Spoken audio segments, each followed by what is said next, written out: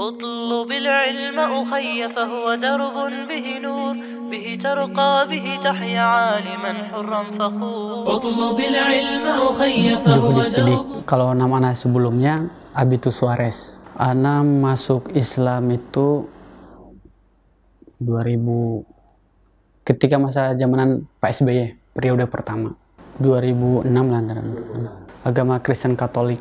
Kalau ketika kita masih sebelum masuk Islam ya kita beribadah seperti ibadahnya orang Kristen Katolik, yaitu ketika setiap hari Minggu itu kita pergi ke gereja dan berdoa. Dan kalau kebiasaan kita di daerah Kupang itu, jadi setiap ada hari Sabtu itu kita berdoa di rumah, tapi dengan adanya patung Yesus dan Bunda Maria. Ana waktu itu syahadat di Jawa Timur, almarhum Pak Sunardi. Ya karena waktu itu juga ya ceritanya hampir sama dengan istri Ustadz Iwan, yaitu ya kita belajar. Cuma ya itu kita nggak tahu kalau ternyata pondok pesan tempat kita yang untuk belajar itu ternyata adalah punya yayasan orang Islam gitu. Ceritanya karena kalau kita lihat sendiri daerah NTT itu kan yang pertama pendidikannya itu kan kurang. Nah akhirnya ya udah, kebetulan pada saat itu sebelumnya itu yang ditawarin kakak perempuan saya mau untuk ke pondok pesantren, tapi orang tua saya nggak izinin. Akhirnya Ana sempat mengajukan diri sendiri biar saya yang ke Pulau Jawa belajar gitu. Kalau ketika Ana setelah sadat ya Ana masih dalam hati, dalam kepribadian pribadi ya Ana kesini hanya untuk belajar. Nggak ada istilahnya Ana harus, walaupun saat itu Ana udah sadar, tapi Ana dalam hati untuk istilahnya untuk masuk Islam atau memeluk agama Islam itu nggak ada, karena Ana kesini hanya untuk belajar, bukan untuk pindah agama. Ya jadi saat itu ada beberapa surat-surat yang bisa dihafal, yaitu Ana pertama kali menghafal surat Al-Fatihah, Al-Kautsar, dan Al-Ikhlas. Nah ketika Ana menghafal 3 surat itu, istilahnya Ana merasa merasa diri itu bersalah gitu. Ketika Ana udah masuk Islam, kok Ana itu tidak merasakan keislaman Ana pada ketika Ana udah syahadat. Ketika Ana udah mulai bisa membaca Al-Quran dan juga udah bisa menghafal surat-surat yang pendek, akhirnya ketika terutama surat Al-Kautsar, nah salah satu surat yang membuka hati saya untuk ini jalan saya yang sebenarnya gitu. Akhirnya pada saat itu juga saya juga istilahnya bernekat untuk coba belajar Islam gitu. Akhirnya saya terbiasa membaca Al-Quran yang ada artinya, baca itu. Terus ada di beberapa ayat pertama juga menemukan ternyata Al-Quran itu menyindir Injil, ya terus dipelajari, tanya ke ustadz di sekitar. Akhirnya ya udah bertekad untuk coba pelajari agama Islam gitu. Sebenarnya kalau untuk ketertarikan saya ke Islam itu sebenarnya ketika saya syahadat pun enggak, istilahnya hati itu mungkin Allah masih tutup, belum kasih hidayah. Cuma ketika saya udah menghafal surat Al-Fatihah, Al-Kautsar, dan Al-Ikhlas itu, nah disitulah saya udah mulai merasa ternyata selama ini saya ini udah salah, mengkhianati kesaksian saya sendiri. Akhirnya pada ketika itu saya udah menghafal surat itu dan mulai mempelajari agama Islam ya sedikit demi sedikit, akhirnya di situ saya tekadkan diri untuk coba untuk mempelajari agama Islam dan mendalaminya. Oh, berarti dulu saat itu nggak ada niat ya? Iya, nggak ada niat. Soalnya karena saya hanya datang ke Pulau Jawa bukan untuk pindah agama, hanya untuk belajar. Yang ketika saya pahami, inna dina indallahi Islam, ya kan? Satu-satunya agama yang Allah ridhoi. Dan ketika diutusnya para nabi dari Nabi Adam sampai Nabi Muhammad SAW, itu beliau semua hanya mengajarkan Islam. Nggak ada dalam sejarah misalnya Nabi Musa mengajarkan agama Yahudi atau Nabi Isa mengajarkan agama Nasrani, nggak ada. Sebenarnya semua Nabi hanya tujuannya satu, yaitu ketika hanya menyuruh kepada menyembah Allah, yaitu Islam. Nah, ketika saya masuk Islam, saya sempat tidak ada kabar dari keluarga sampai tahun 2015. Dari zaman pertama kali saya sadat sampai 2015, yaitu ketika saya lulus SMA, itu saya nggak ada kabar. Nggak ada istilah telepon ataupun kabar, itu tidak ada. Bahkan saya pun istilahnya teman-teman yang lain itu dikirimin uang oleh orang tuanya, saya dengan adik saya tidak dikirimin. Tetapi bahkan satu cerita itu, saya sama adik saya itu kalau pengen beli sabun itu harus cari barang-barang bekas di kali atau cari tembaga untuk dijual. Nah gitu sih. Pada tahun 2014 itu saya sama adik saya pernah didatangi sama paman saya dari Timor Leste langsung. Terus paman saya itu ya ngajak saya sama adik saya untuk balik, untuk masuk kembali lagi ke agama semula. Bahkan paman saya bilang gini, kita akan biayai sekolah kamu sampai selesai, bahkan kuliah pun kita kasih. Tapi saya bilang gini, enggak paman, saya udah yakin dengan agama saya yang sekarang saya peluk, keyakinan saya yang sekarang saya percaya, dan saya bertekad untuk menjalankan agama saya gitu. Jadi untuk saya kedepannya mau kuliah atau apa itu saya tidak peduli, yang penting saya jalani yang sekarang. Cuma saya berharap agar kelak nanti saya bisa kuliah dan seterusnya gitu. Cuman kalau ketika tahun 2015 pertama kali saya pulang itu, dari respon dari orang tua ya, ketika 1 minggu 2 minggu saya di sana ya istilahnya masih cuek-cuek gitu. Tetapi pada saat itu juga saya buktikan bahwa saya yang dulu dan saya yang sekarang beda. Dan alhamdulillah pada ketika saya di Kupang ada Ustadz Zakaria, itu beliau ketika ada suruh anak ngisi khutbah Jumat di beberapa masjid, akhirnya di situ saya bilang ke orang tua, dulu saya ke Pulau Jawa itu saya dalam keadaan yang bodoh, tidak mengerti apa-apa, dan saya belajar itu karena saya punya niat, dan niat saya apa? Saya ingin merubah image orang tua saya, dan saya ingin buktikan bahwa ketika kalian dulu mengantarkan saya dalam keadaan yang bodoh, sekarang saya alhamdulillah udah punya pengetahuan, walaupun belum semua pengetahuan saya tahu, tetapi saya ingin merubah image kita gitu. Dan alhamdulillah saya memperlihatkan akhlak saya, dan alhamdulillah bahkan saya ketika di rumah saya dikatakan oleh teman-teman atau tetangga bilang itu saya itu anak manja, atau anak istilahnya itu anak rumah, karena saya kayak orang-orang lain itu jalan-jalan kemana, saya hanya di rumah. Orang-orang ajak saya bermain, saya hanya duduk aja di rumah. Ketika orang tua misalkan mau ke kebun, ya saya bilang saya mau ikut. Jadi udah saya buktikan bahwa Islam itu beda, nggak seperti yang mereka pikirkan gitu. Bahkan pada saat itu ada, kalau kita di Kupang itu ada namanya Sopi. Sopi itu semacam arak.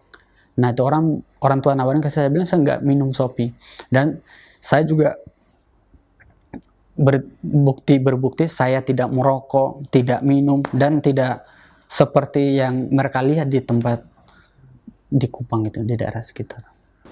Ketika setelah anak mempelajari Islam, yang anak rasakan emang sangat berbeda. Bahkan ketika kita istilahnya kalau kita membandingkan antara masjid dengan gereja, itu pun sangat berbeda. Bagaimana ketika seorang muslim itu memuliakan masjid.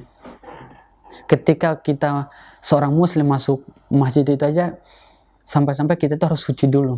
Sedangkan di Kristen itu dari rumah jarak yang begitu jauh, mereka pakai sendal, pakai sepatu pergi ke ke gereja untuk beribadah kepada Tuhannya, mereka tidak tahu dari sepanjang perjalanan itu mereka injak kotoran apa atau, tetapi mereka masuk aja untuk beribadah. Tetapi ketika kita di Islam, kita diatur gitu. Maksudnya ketika kita masuk masjid harus wudhu dulu, bersuci dulu, pakaiannya harus yang bagaimana, yang baik gitu. Kalau pernah dilecehkan, pernah dianggap bilang kamu itu tidak akan maju, bilang kamu tidak akan bisa apa-apa katanya. Karena emang saat itu yang ngomong adalah paman saya sendiri gitu. Tetapi saya selalu bilang ke paman, saya akan buktikan bahwa saya bisa hidup atau saya bisa kuliah tanpa istilahnya saya meminta biaya ke orang tua. Dan ketika saya di pulang pun saya buktikan dengan apa? Saya dari orang yang dulunya tidak ngerti apa-apa, saya bisa berdiri di depan orang banyak. Istilahnya saya bisa ceramah, bisa menjadi imam, sholat bagi makmum-makmum yang ada di sana di Kota Kupang. Saya juga sering diikut sertakan dalam ada kajian, diundang oleh Ustadz Zakaria dan Ustadz Ali, Ustadz Muharram gitu. Istilahnya ikut serta dalam, walaupun dengan usia saya yang baru lulus SMA gitu. Akhirnya saya buktikan ke keluarga saya, terutama orang tua dan paman saya, ketika saya tidak punya apa-apa, saya bisa buktikan dan saya percaya Allah itu selalu bersama hambanya yang ketika keyakinannya itu yakin bahwa Allah itu akan angkat derajatnya gitu. Dan alhamdulillah hari ini pun saya udah kuliah beasiswa tanpa dibiayai oleh orang tua gitu. Salah satu jalan yang Allah udah berikan kepada saya untuk saya buktikan kepada keluarga saya. Cobaan yang menurut saya paling besar untuk saya pribadi yaitu ketika paman saya langsung datang ke pondok saya dan istilahnya dia bilang seolah-olah anggap saya sama adik saya itu udah bukan keluarganya itu. Dan juga ya kita hilang kabar dari keluarga. Itu menurut saya adalah cobaan yang paling berat, karena istilahnya kan kita sebagai seorang anak itu kan selalu merindukanlah kasih dari orang tua. Kalau saya itu kakak perempuan saya waktu itu dia kerja di Surabaya. Nah, satu-satunya dari keluarga yang sahadat dengan saya itu adalah kakak perempuan saya. Dan kakak saya itu selalu ketika dia kerja di Surabaya, kebetulan dia tuh kerjanya di orang Muslim. Dan dia senantiasa istilahnya bertanya tentang Islam itu seperti apa sih. Ya saya jelaskan sesuai dengan apa yang saya ngerti. Saya bilang ya Islam itu mengatur kita itu dari sesuatu yang kecil sampai dari hal yang besar. Terus Islam itu menuntun umatnya untuk selalu berbuat baik kepada siapa saja, dan itulah saya bilang itulah yang adik rasakan, kakak rasakan ketika melihat bagaimana kakak udah di Surabaya melihat bos kak yang tempat kak kerja gitu. Dan akhirnya sempat saya syahadatkan kakak saya itu hanya lewat HP. Dan ketika kakak saya pun akhirnya pun sempat menikah dengan orang Kristen, tetapi kakak saya juga cerita akhirnya saya bilang kalau dia nggak mau ikut dengan kakak ya kakak cari yang lain. Akhirnya pun alhamdulillah semua apa yang saya ketika ngomong dengan kakak saya, alhamdulillah kakak saya ikut gitu. Harapan saya itu saya bisa, walaupun saya tidak menjadi seorang ulama atau tidak bisa menjadi seorang yang penceramah yang terkenal, minimal saya bisa menjadi penceramah buat di kampung saya sendiri. Itu harapan saya satu-satunya. Dan saya juga punya cita-cita sendiri,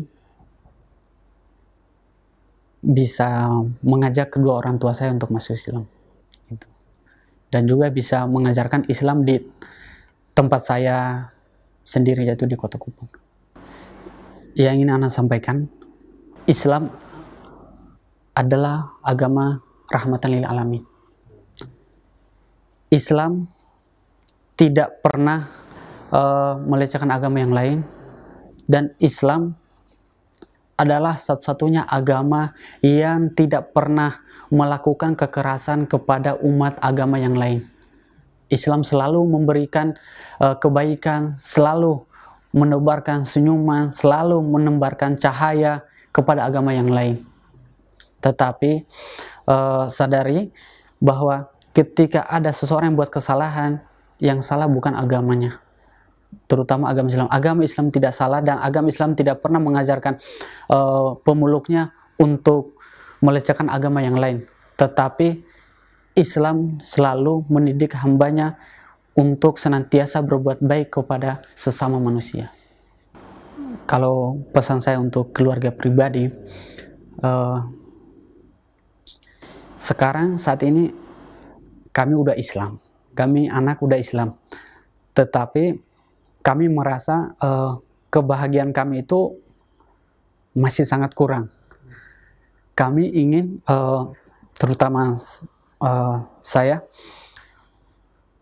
kebahagiaan kami itu akan sempurna ketika terutama bapak dan ibu kami itu bisa ikut serta, agar kita itu tidak ada perbedaan. Jadi kita nantinya ketika kita menghadap Sang Rob, kita tidak dipisahkan, kita berjalan bareng-bareng.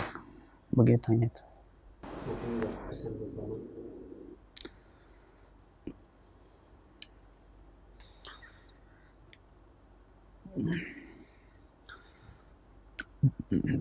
Pesan saya buat paman saya,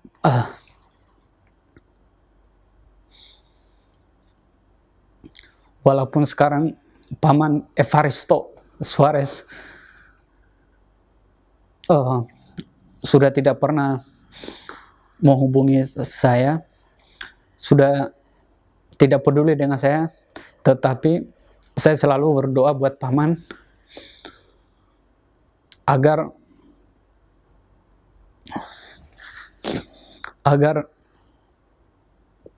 paman bisa memberikan kasih sayangnya buat saya. Dan saya akan buktikan kepada paman bahwa agama yang sekarang saya jalani, yaitu agama Islam, tidak pernah membeda-bedakan.